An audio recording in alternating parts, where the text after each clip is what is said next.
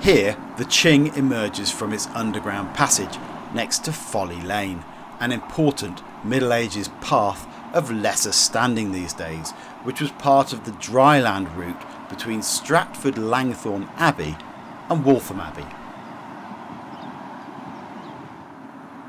The Ching continues in concrete-lined ditches towards its conclusion alongside the Banbury Reservoir, part of a chain of reservoirs built between the 1850s and the 1950s.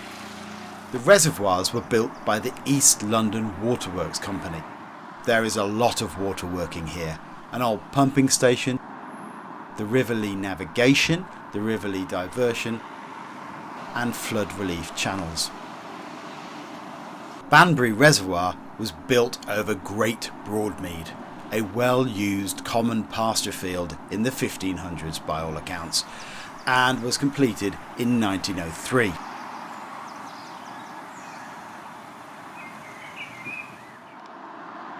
This is the slightly less than natural mouth of the Ching, pouring into the River Lee flood relief channel from where it contributes to the River Lee proper.